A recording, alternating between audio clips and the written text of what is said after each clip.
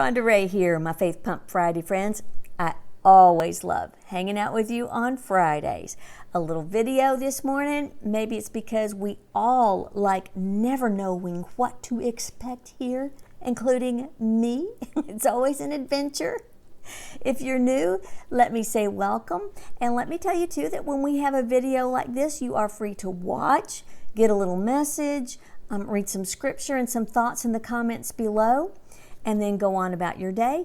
Or you are free also to jump right in that conversation in those comments below. Whatever's the most comfy for you and whatever's the most helpful for you, we welcome you to do that. You're also free to come and go all day. Co-host Beth Duell and I will be in and out now and then throughout the day. And also while we're in this Turtles in the Road book, my lovely co-author and daughter, Kaylee Ray, will be checking in now and then too, usually with something deliciously snarky. I kind of love that about her.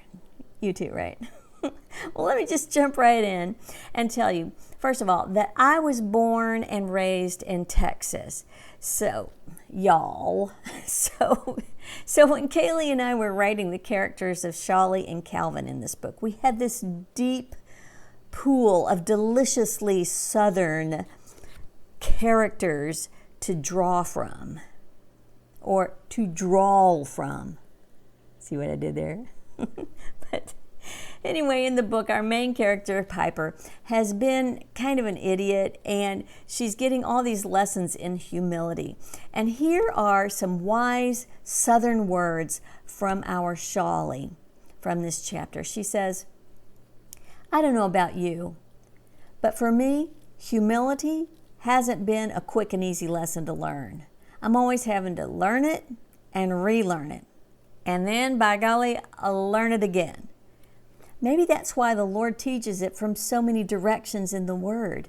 Jesus, of course, being the perfect example of being God and then giving up all his rights as God and humbling himself all the way to that cross.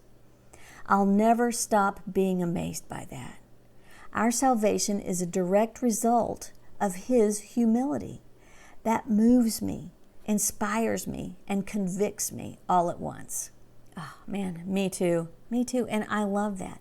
And then Shelley talks about some of the amazing humility lessons we learn from the book of Ruth. And she talks about times when she's been mule-headed and full of pride herself and gotten up on this big high horse. And by the way, somewhere in there, she says the words, "Well, knock me down and steal my teeth." Just saying. But then she says this, "But the Lord is always right there with his grace, too, ready and waiting for the asking, and big enough to cover it all, big enough to give me the strength to ask for forgiveness, or to humbly serve when I don't want to, or to give up what I want so someone else can have what they need, or to stop being such a Pharisee, or to tell somebody I've been an idiot."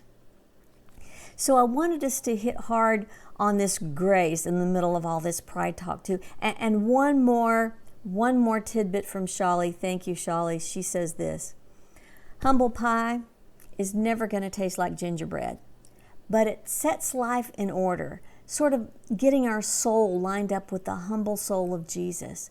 So I reckon I'll keep on having another slice." So we're serving refreshments here today. Actually, it can be refreshing. So there's just so much in the scripture about humility. And it's because pride is such a beast. It's such an awful beast. It was pride that led to that first sin in the garden that landed us in this sin mess that we're in today. So let me ask you this. Can we force ourselves to be humble? Can we just muster it up? Okay, from now on, I'm going to be humble. No, we can't. We are powerless.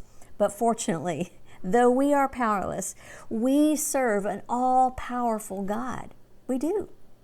And so as we let him lead us by his Spirit, he can power charge that humility. Whew, what a relief.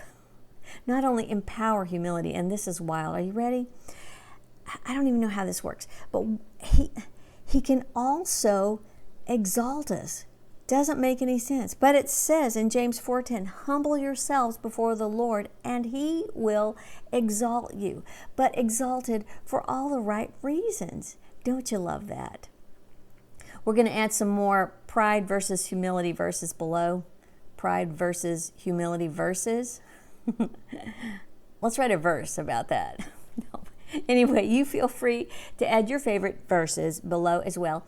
And again, I really always love hearing from you, hearing your thoughts, and got so many wise voices in this group.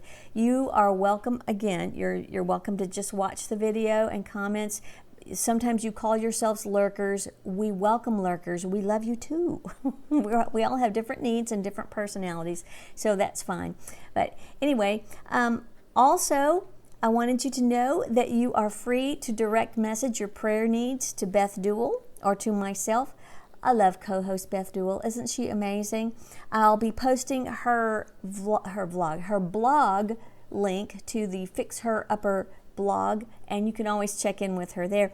Beth and I do have that brand new nonfiction book out, by the way, and Fix Her Upper, and many of you prayed this sucker into being, and we appreciate you so much. You can find more about that at Beth's blog as well, and I'm going to put a link below where you can purchase it, because we are going to do that study next right here at Faith Pump Fridays. So watch here for announcements as to the whens and wheres. Well, the where is here, but we'll be talking about when and give you some information about that. Also, as always, feel free to direct message. Next week, though, we're going to be in chapter 16 of Turtles in the Road, and we're going to be talking about how sometimes the peace of God sneaks up on us. It is like this beautiful sneak attack. You might not even see this one coming.